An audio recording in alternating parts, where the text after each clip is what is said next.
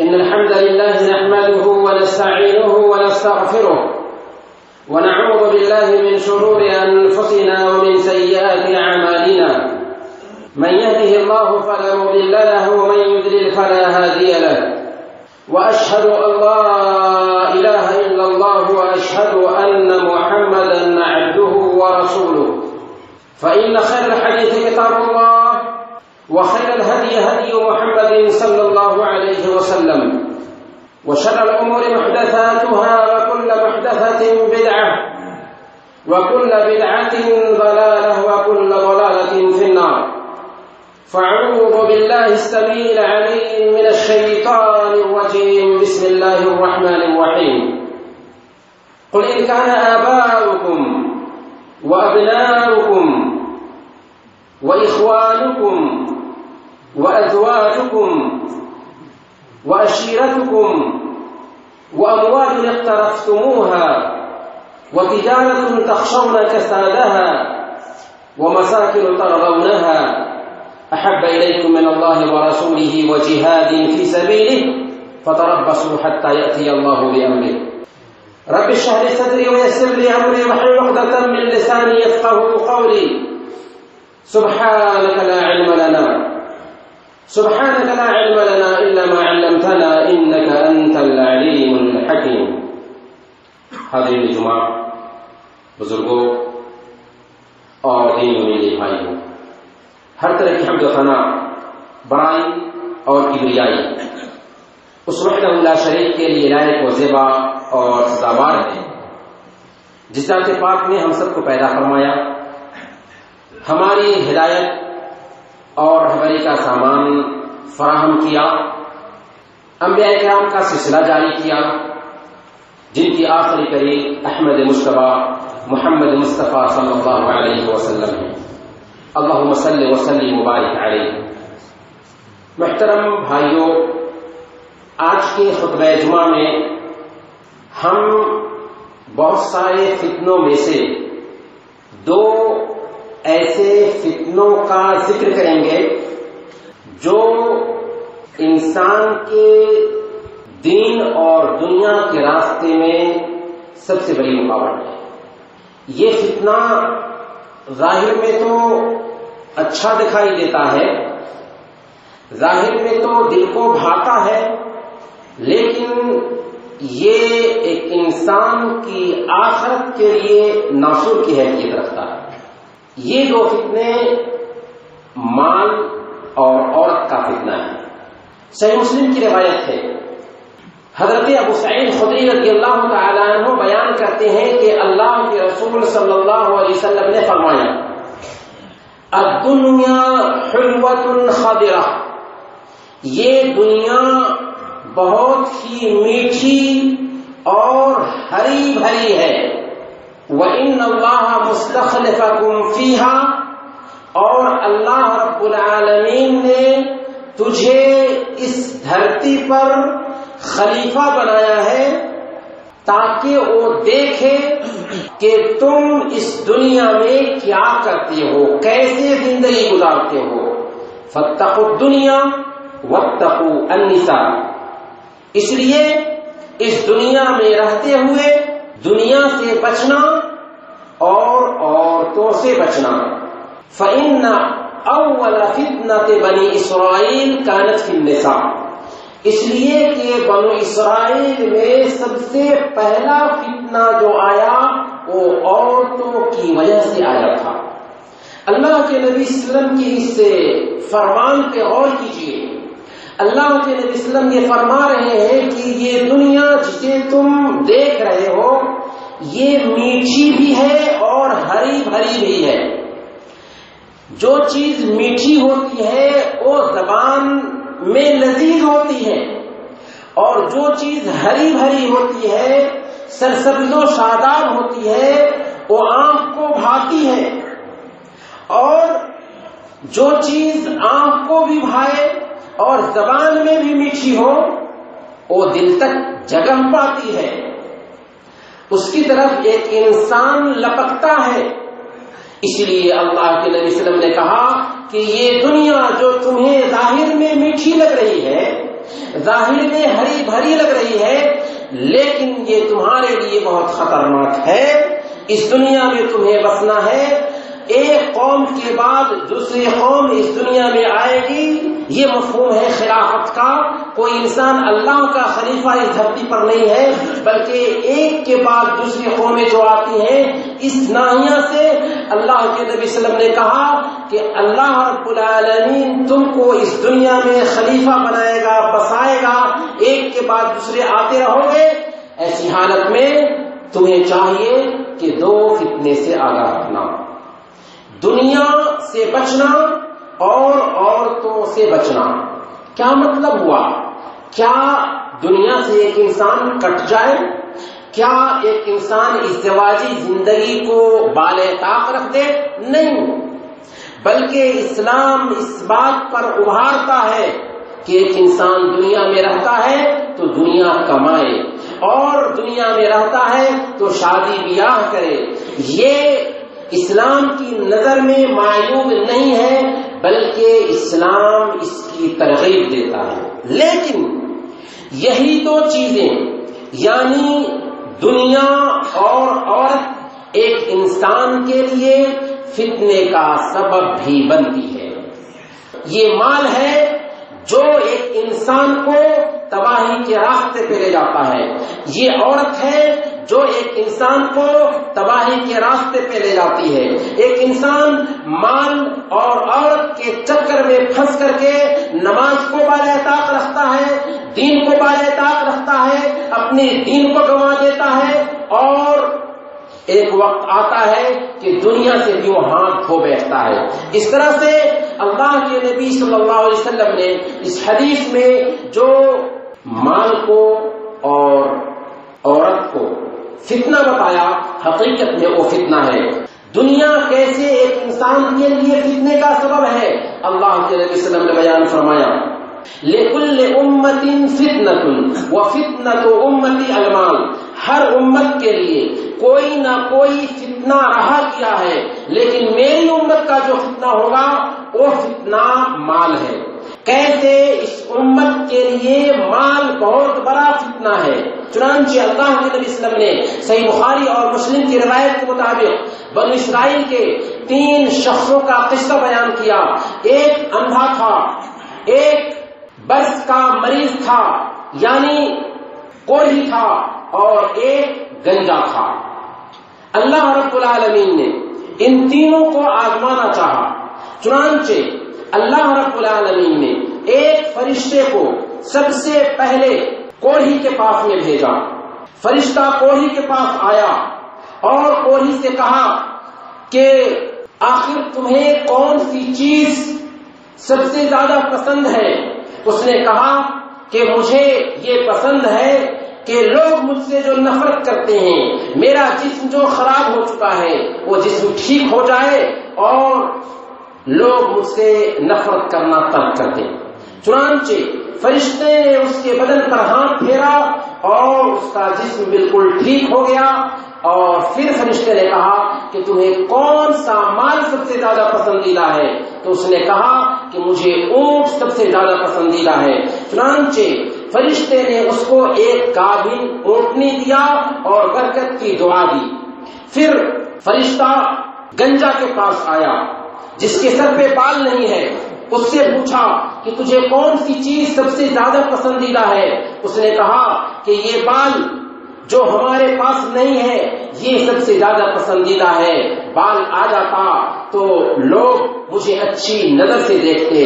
چنانچہ فرشتے نے اس کے لیے دعا کیا اور اس کے سر پر ہاتھ رکھا تو اس کے بال آ گئے، اور پھر کہا کہ تجھے کون سا مال سب سے زیادہ پسندیدہ ہے؟ تو اس نے کہا کہ مجھے سب سے زیادہ پسندیدہ گائے ہے۔ چنانچہ فرشتے نے اس کو ایک گابھن گائے دیا اور اس کے لیے دعا کی۔ پھر فرشتہ تیسرے کے پاس میں آیا جو اندھا تھا، اس سے پوچھا کہ تجھے کون سی چیز سب سے زیادہ پسندیدہ ہے؟ اس نے کہا کہ یہ کہ میرا یہ اندھاپن جاتا رہے، میں لوگوں کو دیکھنے لگ جاؤں۔ چنانچہ فرشتے نے اس کے آنکھ پہ ہاتھ پھیرا اور اس کی آنکھ ٹھیک ہو گئی، اور پھر پوچھا فرشتے نے کہ تجھے کون سا مال سب سے زیادہ پسندیدہ ہے؟ تو اس نے کہا کہ مجھے سب سے زیادہ پسندیدہ مال بکری ہے۔ چنانچہ فرشتے نے اس کو ایک گابھن بکری دی اور اس کے ذریعہ بہت ساری بکریاں ہو گئی۔ اس طرح سے کوڑھی کے پاس بھی بہت سارے اونٹ ہو گئے، گنجے کے پاس بھی بہت ساری گائیں ہو گئی، اور اس اندھے کے پاس بھی بہت ساری بکریاں ہو گئی۔ اب اللہ رب العالمین اسی فرشتے کو ایک غریب مسکین کے بھیس میں ان لوگوں کے پاس میں امتحان کے لیے بھیجا۔ چنانچہ سب سے پہلے فرشتہ ایک غریب اور مسکین کی شکل میں اس کوڑھی کے پاس میں آیا جو پہلے کوڑھی تھا، اور اس سے گزارش کیا کہ میں مسافر ہوں، میرا داد سفر ختم ہو چکا ہے، میں اپنے گھر جانا چاہتا ہوں، کوئی چارہ نہیں ہے کہ ہم پہنچ سکیں، اس لیے تم میری مدد کرو تاکہ میں اپنے گھر پہنچ سکوں۔ اس نے کہا کہ میرے پاس میں کچھ بھی تجھے دینے کے لیے نہیں ہے۔ اس نے احسان یاد دلایا اللہ رب العالمین کا کہ یاد کرو جبکہ تم کوڑھی تھے، برس کی بیماری تھی تجھے، لیکن اللہ رب العالمین نے تجھے شفا دیا اور تجھے یہ دولت دی۔ اس نے کہا کہ یہ ساری دولت مجھے اپنے آبا و اجداد سے ملی ہے، اس کے اندر دوسرے کا کیا دخل ہے؟ چنانچہ فرشتے نے کہا کہ اگر ایسا تم کہہ رہے ہو تو اللہ رب العالمین تمہاری ویسی ہی کیفیت پیدا کر دے جیسے تم پہلے تھے۔ چنانچہ وہ واقعی ویسی ہی ہو گیا۔ پھر دوسرے کے پاس میں فرشتہ آیا جو گنجا تھا، اور اس کے پاس بھی بالکل اسی انداز میں معاملہ کیا۔ اس نے بھی یہی جواب دیا کہ میرے پاس میں جو دولت آئی ہے یہ ہمارے آبا و اجداد سے ہے، میں نہیں دے سکتا۔ اس کے لیے بھی فرشتے نے وہی بددعا کی کہ اگر تم ایسا کہہ رہے ہو تو اللہ رب العالمین تم کو اسی حالت پر لوٹا دے۔ چنانچہ وہ بھی اپنی پہلی حالت پر لوٹ کر آ گیا۔ تیسرا شخص جو اندھا تھا اس کے پاس میں یہ فرشتہ آتا ہے اور اس سے کہتا ہے کہ میں مسکین ہوں، میں غریب ہوں، مسافر ہوں، زیادہ سفر ختم ہو چکا ہے، مجھے اپنے گھر جانا ہے، مدد کرو کچھ بکریوں میں سے تاکہ میں اپنے گھر پہنچ سکوں۔ اس نے کہا کہ یہ جو بکریاں ہیں اللہ رب العالمین نے ہمیں دی ہیں، لہذا جتنی بکریاں چاہو اس میں سے لے کر چلے جاؤ، یہ اللہ رب العالمین کا فضل ہے۔ اس وقت فرشتے نے کہا مجھے اللہ رب العالمین نے تم 3 بھائیوں کو آزمانے کے لیے بھیجا تھا، ان میں سے 2 لوگ ناکام رہے اور تم کامیاب ہو گئے، مجھے تمہاری بکریاں نہیں چاہیے۔ اللہ کے نبی صلی اللہ علیہ وسلم کا یہ قصہ ختم ہوا۔ اللہ کے نبی صلی اللہ علیہ وسلم یہ قصہ بتا کر کے ہمیں یہ پیغام دینا چاہتے ہیں کہ مال کا ہونا یہ اصل میں آزمائش ہے۔ عجیب طریقے سے مال ہمارے لیے آزمائش بنتا ہے اور اس کی وجہ سے ہم اپنے ایمان کا سودا کر لیتے ہیں۔ سوال یہ ہے کہ مال کے اس فتنے سے ہم کیسے بچیں، کیا کریں کہ ہم مال کے فتنے سے بچ سکیں؟ تو اس کے لیے سب سے پہلے نمبر پر ہمیں یہ بات اپنے ذہن میں بیٹھانی ہوگی کہ مال کا اصل مالک اللہ رب العالمین ہے، اور اللہ رب العالمین ہی غنی ہے، ساری مخلوق فقیر اور محتاج ہے۔ یا ایھا الناس انتم الفقراء الی اللہ واللہ هو الغنی الحمید، اے لوگو تم سب کے سب اللہ رب العالمین کے محتاج ہو، چاہے تم پوری دنیا پر حکومت کیوں نہ کر رہے ہو لیکن تم اللہ کے محتاج ہو۔ اصل مالدار اللہ رب العالمین ہے۔ اور پھر ہمارا یہ عقیدہ ہونا چاہیے کہ ان اللہ هو الرزاق ذو القوة المتین، اللہ رب العالمین ہی رزق دینے والا ہے۔ اللہ رب العالمین چاہتا ہے تو کسی گئے گزرے انسان کو ارب پتی بنا دیتا ہے، اور اللہ رب العالمین چاہتا ہے تو اچھے سے اچھے انسان کو نمک اور روٹی پر مجبور کرتا ہے۔ اللہ رب العالمین کا یہ فیصلہ ہے، لیکن جس کو اللہ رب العالمین دیتا ہے اس لیے نہیں کہ اللہ رب العالمین اس سے خوش ہے، یا جس سے چھینتا ہے اس لیے نہیں کہ اللہ رب العالمین اس سے ناراض ہے، بلکہ یہ اللہ رب العالمین کی تقسیم ہے۔ ایک بندے کو اللہ تبارک و تعالی دے کر بھی آزماتا ہے اور ایک بندے کو اللہ رب العالمین سے چھین کر بھی آزماتا ہے۔ دے کر آزماتا ہے، یہ دیکھنا چاہتا ہے کہ بندہ میری شکر گزاری کرتا ہے یا نہیں۔ چھین کر آزماتا ہے، دیکھنا چاہتا ہے کہ بندہ اس حالت میں صبر کرتا ہے یا نہیں۔ اس لیے ایک بندے مومن کو مال پانے کے بعد، دولت پانے کے بعد اترانا نہیں چاہیے، بلکہ یقین کرنا چاہیے کہ یہ دولت اصل میں آزمائش ہے اور اس کا حق اگر ہم نے ادا نہیں کیا تو یہ ہمارے لیے وبال جان بن سکتی ہے۔ دوسرے نمبر پر ایک مسلمان کو چاہیے، ایک مومن کو چاہیے کہ مال اور دولت کے تعلق سے اللہ کا جو قانون ہے اس قانون کو اپنے ذہن میں رکھے۔ قرآن کریم میں اللہ رب العالمین نے اس سلسلے میں مختلف واقعات کے ذریعہ، مختلف قصوں کے ذریعہ انسان کے ذہن میں یہ پیغام بیٹھانے کی کوشش کی کہ مال فتنہ ہے۔ چنانچہ اللہ رب العالمین نے اس قارون کا قصہ بھی بیان کیا جس کی اتنی دولت تھی کہ اس کے خزانے کی کنجیاں اٹھانے کے لیے بہت بڑی جماعت کی ضرورت ہوتی تھی، لیکن جب اس نے کہا انما اوتیتہ علی علم من عندی کہ یہ جو دولت ملی ہے، یہ جو مال ملا ہے، یہ جو جائیداد اکٹھا ہوئی ہے، یہ سب کے سب ہمارے علم اور ہماری صلاحیت کی بنیاد پر یہ سارا کا سارا ہو سکا ہے۔ اللہ رب العالمین نے یہ سننے کے بعد کیا کیا؟ اس قارون کو اس کی دولت سمیت زمین میں دھسا دیا۔ فخسفنا به وبداره الارض، ہم نے قارون کو اس کے گھر، اس کے خزانوں سمیت زمین میں دھسا دیا۔ جی ہاں، اللہ رب العالمین ایک انسان کو ایسے ہی دکھاتا ہے جب ایک انسان مال پر اترانا شروع کر دیتا ہے، پیسے پر، دولت پر اترانا شروع کر دیتا ہے تو اللہ رب العالمین ایسے ہی اس کے مال کو ختم کر دیتا ہے۔ سورہ کہف میں آپ پڑھ کے دیکھ لیجیے، دو باغ والوں کا قصہ، سورہ قلم میں آپ پڑھ کر دیکھ لیجیے باغ والوں کا قصہ۔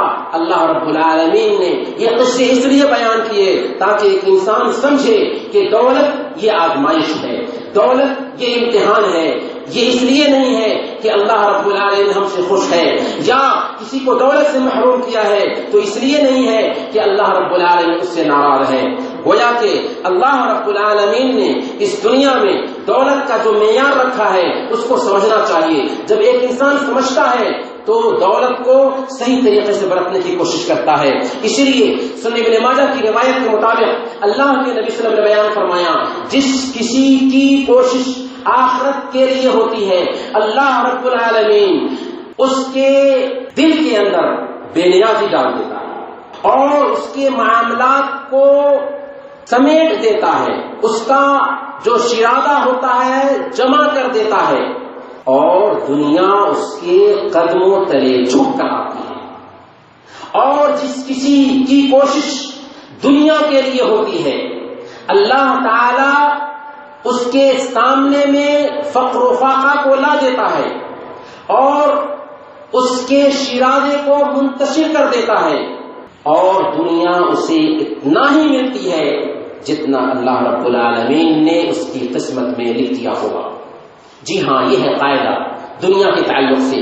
اس لیے ایک بندے مومن کو اس اصول اور اس قاعدے کو اپنے ذہن میں بیٹھانے کی کوشش کرنی چاہیے۔ تیسرے نمبر پر ایک مسلمان کو چاہیے کہ اللہ کے نبی صلی اللہ علیہ وسلم اور بعد کے لوگوں نے اس مال کو جس انداز میں برتا ہے اسی انداز میں برتنے کی کوشش کرے۔ چنانچہ ہم دیکھتے ہیں ہمارے نبی مکہ کی زندگی میں نہیں بلکہ مدینہ کی زندگی میں، جہاں پر ہر طرح کی خوشحالی آ گئی تھی، فتوحات کے بعد جبکہ خزانے جمع ہو رہے تھے بیت المال میں، لیکن زہد و استغنا ایسا تھا۔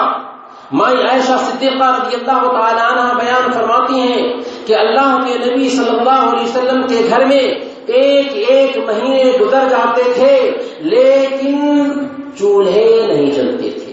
اللہ کے نبی صلی اللہ علیہ وسلم کا کھانا کھجور اور پانی ہوا کرتا ہے۔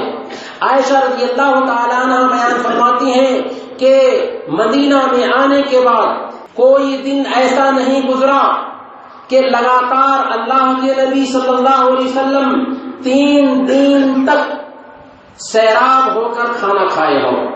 اللہ کے نبی صلی اللہ علیہ وسلم کا زہد و استغنا ایسا تھا کہ جس رات وفات پاتے ہیں گھر میں چراغ جلنے کے لیے تیل تک میسر نہیں ہے، یہاں تک کہ آپ کی زوجہ محترمہ پڑوسی سے تیل قرض لے کر کے آتی ہے اس دن رات میں چراغ جلانے کے لیے۔ یہ کیفیت صرف اللہ کے نبی صلی اللہ علیہ وسلم کی نہیں تھی بلکہ صحابہ کرام کی بھی یہی کیفیت تھی، کیونکہ انہوں نے دنیا کو سمجھا تھا۔ اس لیے ہم سب کے لیے بھی اس میں پیغام ہے، اللہ رب العالمین نے ہمیں اگر دولت دیا ہے، ہماری جو پہلے حالت تھی اس سے اچھی حالت ہماری کیا ہے، تو یہ دولت پانے کے بعد ہم اترائیں نہیں، بلکہ اس کے اندر غریبوں، مسکینوں اور اپنے رشتہ داروں کے حق کو بھی پہچانے، کیونکہ اللہ رب العالمین نے اس کے اندر دوسروں کا بھی حق رکھا ہے۔ دولت ملنے کے بعد ایک انسان جب اترانے لگتا ہے تو یہ دولت کسی نہ کسی طریقے سے جاتی لگتی ہے۔ دوسرا فتنہ جو بتایا گیا وہ ہے عورت کا فتنہ۔ عورت کا فتنہ واقعی بہت ہی خطرناک فتنہ ہے، اور یہ اتنا سخت فتنہ ہے کہ اس کی وجہ سے بھی ایک انسان اپنے ایمان کا سودا کر گزرتا ہے۔ چنانچہ بنو اسرائیل کے قصوں میں سے ایک قصہ بیان کیا جاتا ہے جو اگرچہ ثابت نہیں ہے لیکن مفسرین نے اس کو آیات کی تفسیر میں بیان کیا ہے، اور جس کے اندر پیغام ہے، میسج ہے ہم سب کے لیے۔ 3 بھائی تھے جو جہاد میں جانے کا ارادہ کر کے ایک راہب کے پاس میں آتے ہیں۔ راہب کے پاس جانے کے بعد ان تینوں نے کہا کہ ہمارے پاس میں ایک جوان بہن ہے، ہم سب کے سب جہاد پر جانا چاہتے ہیں، اپنی بہن کو کسی دوسرے کے پاس میں چھوڑ نہیں سکتے، آپ کے اوپر ہمیں اعتماد ہے، اگر آپ ہماری بہن کو رکھ لیں تو جہاد سے لوٹنے تک میری بہن کی حفاظت ہوتی رہے گی۔ اس راہب نے کہا کہ نہیں، میں اللہ کی عبادت میں لگا رہتا ہوں، میں تمہاری بہن کو دیکھ نہیں سکتا۔ بالآخر اس کو قائل کرنے کی کوشش کی کہ میں آپ کے گرجا گھر کے بازو میں ہی ایک گھر بنا دیتا ہوں اور وہیں پر اپنی بہن کو رکھ دیتا ہوں، تاکہ ہم 3 بھائی جب جہاد سے لوٹ کر کے آئیں گے تب تک کہ میری بہن محفوظ رہے گی۔ اس طرح سے سمجھانے کے بعد میں وہ راہب راضی ہو گیا۔ ہر دن اس بچی کا کھانا نکالتا اور اس کے دروازے پر لے جا کر کے رکھا تھا، لیکن شیطان ایک انسان کے ساتھ میں لگا ہوا ہے۔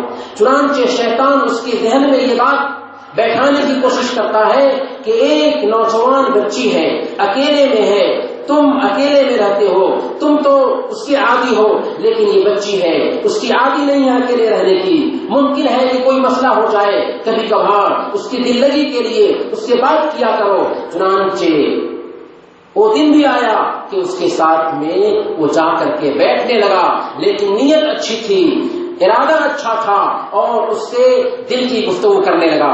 پھر شیطان اس کے پاس آیا اور اس سے بہکانا شروع کیا کہ تم اس لڑکی کے پاس میں جاتے ہو، اس سے بات کرتے ہو، اس کے دل کی کیفیت بھی پوچھا کرو، اس کو اپنے پاس میں بیٹھایا کرو، کیونکہ وہ اکیلے رہتی ہے۔ اس طرح سے وہ عورت اس کے پاس بھی آتی، اس کے پاس میں بیٹھتی اور بہت سارا وقت گزارا کرتی تھی۔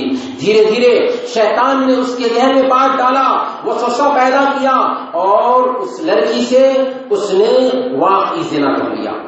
زنا کرنے کے بعد بچہ پیدا ہوا تو اس نے رسوائی کے ڈر سے بچے کو مار دیا، لیکن پھر احساس ہوا کہ اگر اس لڑکی کے بھائی آئیں گے تو ابھی تو یہ لڑکی اس معاملے کو چھپا دے رہی ہے، لیکن اگر اپنے بھائی کو یہ بتا دے تو ہماری رسوائی ہوگی۔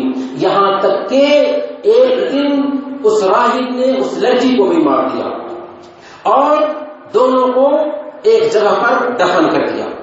جب راہب کے پاس وہ تینوں بھائی آئے جہاد سے لوٹ کر، تو راہب نے اسے سمجھایا کہ تمہاری بہن بہت ہی نیک تھی، پرہیزگار تھی، لیکن اللہ رب العالمین کی طرف سے موت آئی اور وفات پا گئی اور ہم نے فلاں جگہ پر اسے دفن کر دیا۔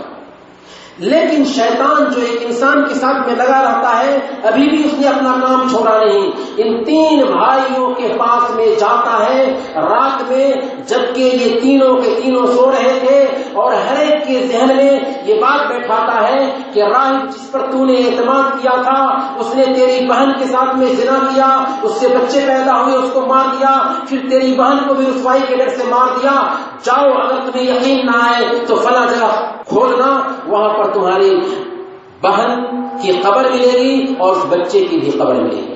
ایک بھائی جگتا ہے، یہ بات اپنے دوسرے بھائی سے شیئر کرتا ہے، دوسرا بھائی بھی کہتا ہے کہ میں نے بھی ایسا ہی دیکھا، تیسرا بھائی بھی کہتا ہے کہ میں نے بھی ایسا ہی دیکھا، چنانچہ آ کر کے راہب سے یہ ماجرا بتاتا ہے اور واقعی راہب اس بات کو مان لیتا ہے کہ میں نے زنا کیا، بچہ پیدا ہوا اور اس بھائی کے ڈر سے میں نے بچے کو مار دیا، تیری بہن کو بھی مار دیا۔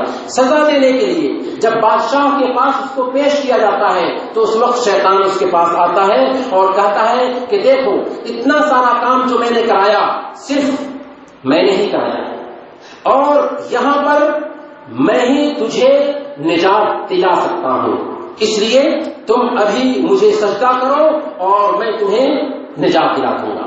اس وقت جبکہ اس کو سزا دی جا رہی ہے وہ شیطان کو سجدہ کر رہا ہوتا ہے کہ اسی حالت میں اس کو سزا دے دی جاتی ہے۔ اس طرح اس کا خاتمہ کفر پر ہوتا ہے۔ ایک راہب جو نیک تھا، پرہیزگار تھا، لیکن عورت کے فتنہ میں کیسے مبتلا ہوا کہ اس لڑکی کے ساتھ میں بدکاری کیا، اس سے بچے پیدا ہوئے تو بچے کو مار دیا، پھر لڑکی کو بھی مار دیا، یہاں تک کہ اس کی ساری عبادت چلی جاتی ہے اور اس کی موت کفر پر ہو رہی ہے۔ تو یہ عورت کا فتنہ ہے۔ عورت کا فتنہ واقعی بہت ہی خطرناک فتنہ ہے۔ اس لیے آج جب کہ ہم دیار غیر میں رہتے ہیں، اپنے اہل خانہ سے دور ہیں، اس فتنے سے بچنے کی بہت زیادہ ضرورت ہے۔ کیا کریں، کیسے کریں؟ پہلے نمبر پر ہمارے اندر یہ احساس پیدا ہونا چاہیے کہ اللہ رب العالمین جس سے ہم معاملہ کر رہے ہیں وہ دیکھ رہا ہے، وہ دیکھ ہی نہیں رہا ہے بلکہ وہ سن رہا ہے، وہ سن ہی نہیں رہا ہے بلکہ وہ جان رہا ہے، وہ جان ہی نہیں رہا ہے بلکہ وہ نگرانی کر رہا ہے۔ جس ذات سے ہم معاملہ کر رہے ہیں وہ دیکھتا ہے، وہ سنتا ہے، وہ جانتا ہے، وہ نگرانی کر رہا ہے۔ ہم انسان سے چھپنا چاہتے ہیں، انسان کی نظر سے دور ہو کر کوئی برائی کا کام کرتے ہیں، لیکن جس اللہ سے ہم معاملہ کرتے ہیں وہ تو السمیع ہے، وہ تو البصیر ہے، وہ تو الرقیب ہے، وہ تو العلیم ہے، وہ جان رہا ہے، سن رہا ہے، دیکھ رہا ہے، نگرانی کر رہا ہے، اس سے ہم کیسے چھپ سکتے ہیں؟ جب یہ احساس پیدا ہوگا تو ہم برائی کا ارادہ نہیں کر سکیں گے۔ دوسرے نمبر پر اگر برے مناظر پر ہماری نگاہ جاتی ہے تو اس وقت حکم یہ ہے کہ نگاہ کو پھیر لیں، نگاہ نیچی کر لیں۔ قل للمؤمنین یغضوا من ابصارهم ویحفظوا فروجهم، اے محمد صلی اللہ علیہ وسلم آپ مومنوں کو کہہ دیجئے اپنی آنکھوں کی حفاظت کریں اور اپنی شرمگاہوں کی حفاظت کریں۔ گویا کہ نگاہوں کو نیچی رکھنا اور شرمگاہوں کو کی حفاظت کرنا یہ برائی سے بچانے کا ذریعہ ہے۔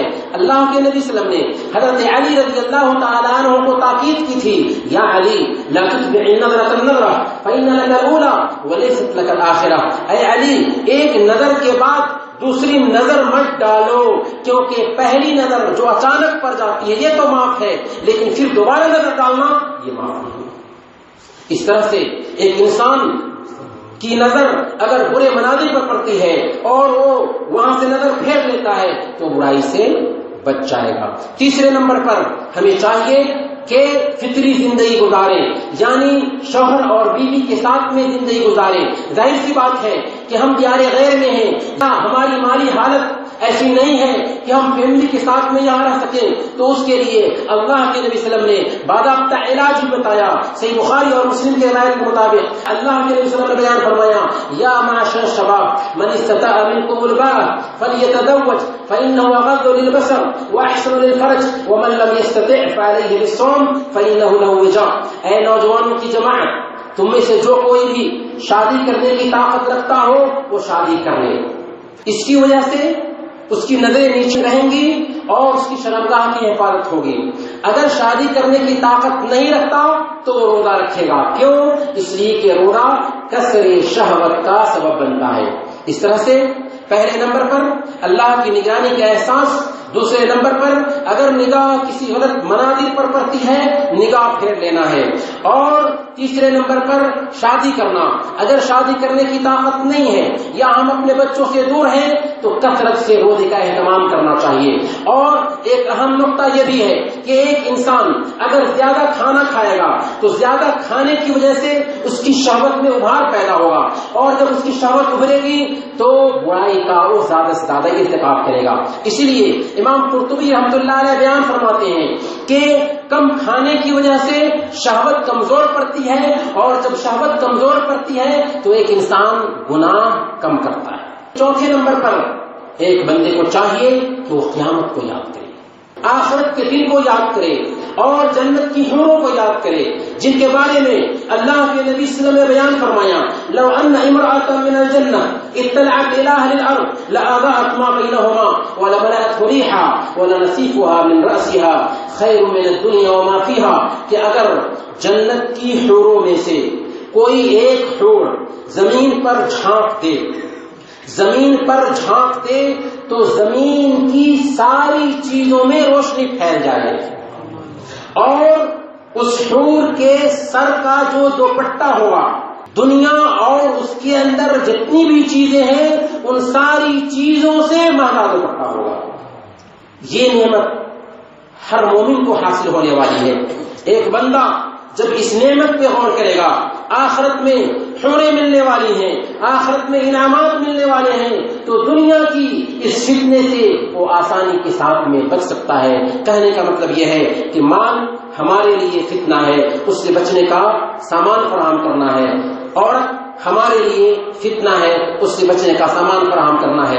اس لیے اللہ رب العالمین نے قرآن کریم میں بیان فرمایا، جس سے ہم نے اپنی گفتگو کی شروعات کی تھی، اللہ رب العالمین بیان فرماتا ہے اے محمد صلی اللہ علیہ وسلم آپ فرما دیجئے لوگوں سے کہ اگر تمہارا باپ، تمہارے بچے، تمہارے بھائی، تمہاری بیویاں، وہ گھر جس میں تم رہتے ہو، وہ کاروبار جس کے مانند پر جانے کا تمہیں ڈر ہے، یہ ساری چیزیں اللہ، اس کے رسول اور اللہ کے راستے میں جہاد سے زیادہ محبوب ہیں۔ یعنی یہ چیزیں، آج چیزیں جو ذکر کی گئی ہیں، اللہ، اس کے رسول اور اللہ کے راستے میں جہاد سے زیادہ محبوب ہیں، تو انتظار کرو یہاں تک کہ اللہ کا عذاب آ جائے۔ یہ قانون ہے اللہ رب العالمین کا اس دنیا کے لیے کہ اس دنیا میں بسنا ہے، اس دنیا میں رہنا ہے، تو اللہ کے قانون کو اپنانا ہوگا۔ مال واقعی نعمت ہے اور واقعی نعمت ہے، لیکن اگر اس نعمت کا جائز طریقے سے استعمال کریں گے تو تبھی یہ نعمت ہے، ورنہ اگر ناجائز طریقے سے استعمال ہوا تو یہ بہت بڑا فتنہ ہوگا۔ اللہ رب العالمین سے دعا ہے کہ اللہ رب العالمین ہم سب کو اس فتنے سے محفوظ فرمائے۔ وصلی اللہ علی نبینا محمد وعلی آلہ وصحبہ اجمعین۔ بارک اللہ لنا ولکم فی القرآن العظیم ونفعنا وإياكم بالآیات والذکر الحکیم، انہ تعالی جواد کریم ملک مرحوم رؤوف رحیم۔